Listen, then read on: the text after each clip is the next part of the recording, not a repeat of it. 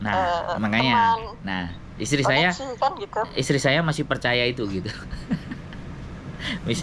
Jadi keluar nggak ada uangnya. Nah, ya itu kan perempuan kan ukurannya itu. Ya nggak semua perempuan lah. Nggak semua perempuan lah. Tapi saya ngerti betul Mbak Yuli pemikirannya seperti apa. Saya ngerti betul.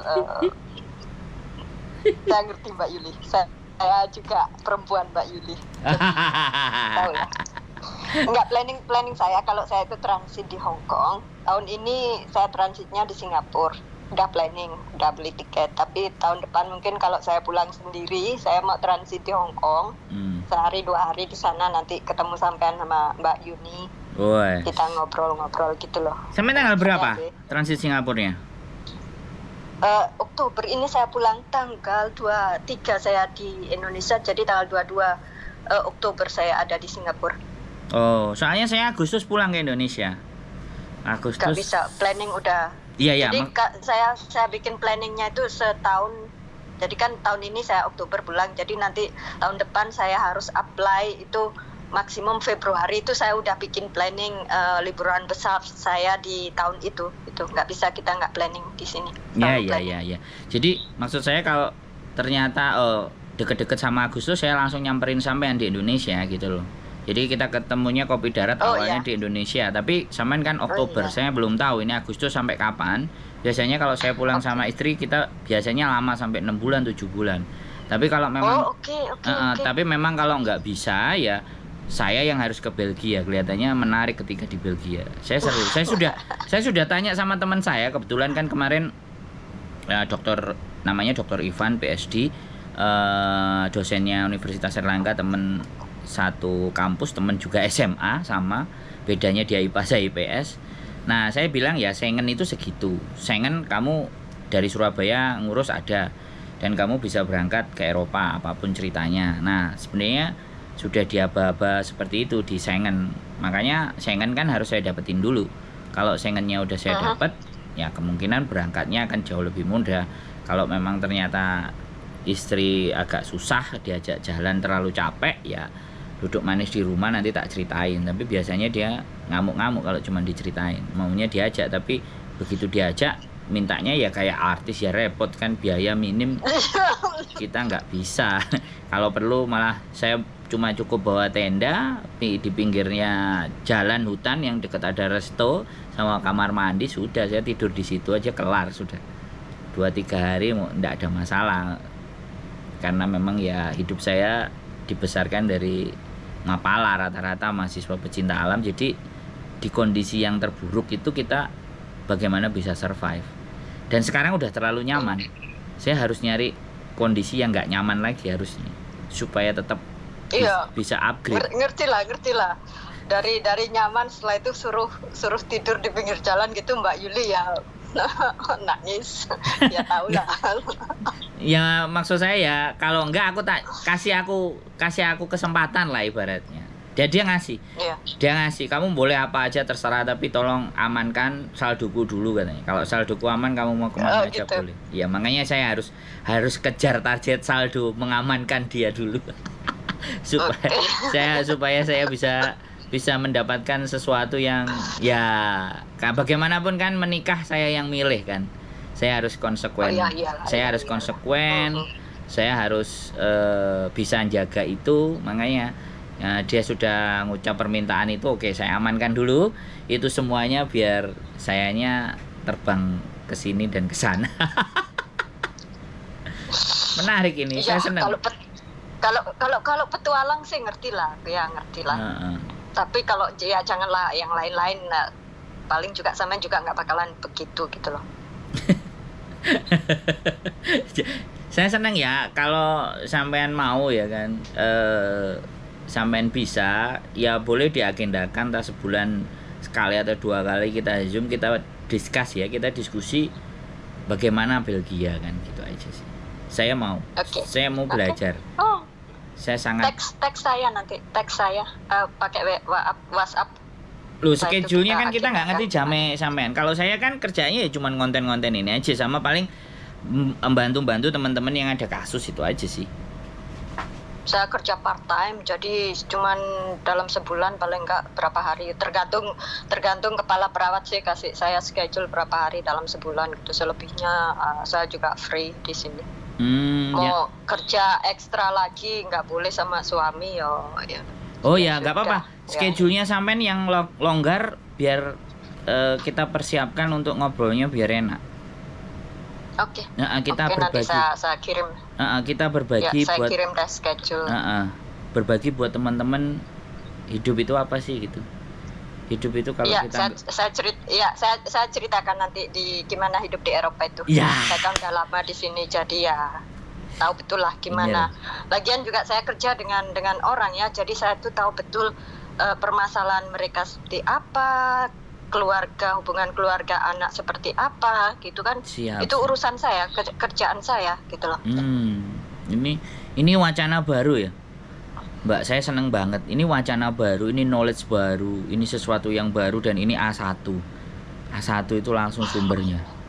Nyari YouTuber yang sudah terkenal di luar sana itu terlalu banyak, permintaannya ribet lah, dan tendensi negatifnya sudah banyak duluan, jadi malas sayanya. Jangan kalau nggak ketemu sama yang kayak gini nih malah saya seneng. Justru kalau jenengan punya channel, kita akan bantu ngisi. Nggak punya, saya nggak ada niat sebetulnya, karena saya juga nggak suka media. Sama seperti Mbak Yuni, awal-awal saya nggak suka media. Saya tuh nggak suka dikenal orang. Jangan lihat saya gitu loh. Ya sudah. Suka saya. Nanti gambarnya gambar Belgia aja, manusianya nggak usah ditunjukin gambarnya. Gambarnya kalau muka sekali aja sih nggak masalah. Maksud saya tuh yang kayak yang lain-lain YouTuber yang show up segala macam, dapurnya, kamar tidurnya, WC-nya diperlihatkan semua, kan saya juga nggak mau itu. Gini, jadi ada sebuah channel namanya Kikimoto kalau nggak salah. Itu justru dia itu tidak ada manusianya, yang cerita suara doang. Terus gitu. Gambarnya itu ya kalau sampean ya sudah backgroundnya Belgia saja, jadi kota-kota, jalannya itu scene-nya pendek-pendek, kemudian sampean terus bercerita dan scene-nya lewat, udah selesai, muka nggak perlu ditunjukin. Gitu ya? Lo bisa. Makanya ini loh, kadang orang mau membagi terbentur bahwa aku nggak mau dikenal. Justru kita bisa terjemahkan di YouTube, di konten YouTube itu bisa berbagi tanpa harus melihat manusianya. Yang penting kan isi apa yang dia sampaikan. Nah, YouTube bisa itu bisa begitu, dan itu sangat-sangat gampang dan mudah sekali. Nah, mungkin ya sekali lagi saya nggak mau paksa ya sekali lagi, tapi ada orang baik, ada orang yang istimewa, terus bingung bagaimana cara berbaginya. Nah, saya hanya menerjemahkan saja. Jadi kita Saman kasih ide saya, tapi ya itu lagi konsistensi dalam broadcast itu kan juga harus ada. Kalau enggak ya turun lagi view-nya. Enggak penting, itu enggak penting. Yang penting kan enggak penting menurut saya. Jadi passion, follow the passion. Follow di mana sampean benar-benar merasa bahwa saya memberikan ini ada nilai kepuasan bagi diri saya atau nilai kebermanfaat buat orang lain. Itu di berjalannya waktu. Akan berjalan dengan sendirinya. Karena kalau orang sudah berpikir bahwa hidupku itu akan lebih bernilai, aku mau berbagi dengan orang lebih banyak. Nah, media itulah yang akan menjadi sarananya. Jadi kita jangan, kita tidak diatur. Ada yang 1 bulan itu uploadnya cuma 1 kali. Ada. Uploadnya cuma 2 kali. Ada. Kadang 3 bulan cuma 2 juga ada. Jadi yang terpenting adalah satu momen di mana kita merasakan bahwa begitu ngupload, orang terima kasih infonya, terima kasih, semoga sehat selalu. Nah, dopamin itu akan muncul. Wah, ternyata sesuatu yang saya ceritakan memberikan dampak dan efek orang, sehingga itu namanya dopamin positif. Itu yang disampaikan si Deddy Corbuzier. Kalau dopamin negatif adalah kita sudah don't care. Kita berjuang melakukan sesuatu tapi tidak care terhadap lingkungan orang lain. Nah, itu dopamin negatif. Jadi, nah saya di konten YouTube ya saya meyakini, makanya saya selalu mencoba mengumpulkan orang-orang yang punya jalan dan cara berpikir bahwa hidup kita itu nggak banyak, tapi ketika sebentar aja bisa memberikan nilai, this a value. Itu hidup yang menurut saya mempunyai nilai. Bukan seberapa banyak kita punya uang, bukan juga seberapa pandai kita jadi manusia, tapi seberapa banyak kita dianggap punya nilai buat manusia yang lain. Saya rasa sih sederhana aja. Jadi saya tahu orang-orang kadang-kadang saklek, tapi dunia era sekarang itu fleksibel. Dunia itu bisa kita desain, bisa kita set up selama kita benar-benar tahu dan memahami dan terbuka. Makanya untuk tahu dan bisa memahami itu kuncinya apa? Kepo.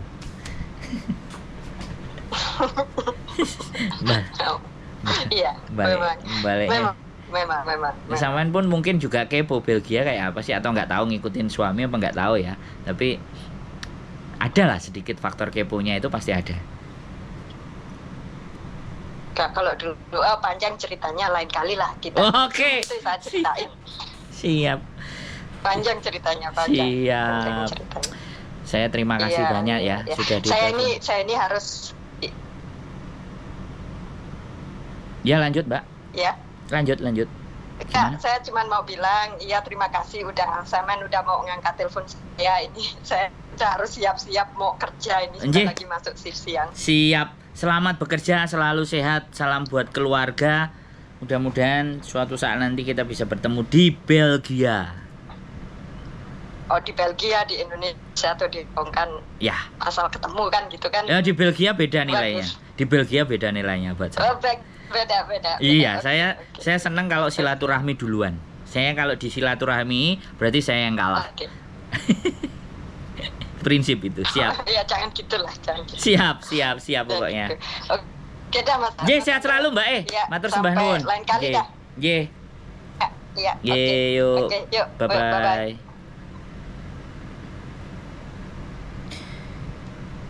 Oke teman-teman, setelah hadir di channelnya Miss Juni, hadir di tempat saya. Terima kasih ya Mbak E yang dari Belgia. Jadi saya sekali lagi istimewa telepon dari Belgia. Mudah-mudahan nanti bisa ketemu di Belgia, karena kelihatannya Eropa ini seksi untuk didatengin. Keep stay tune my YouTube channel and see you next video. Bye bye.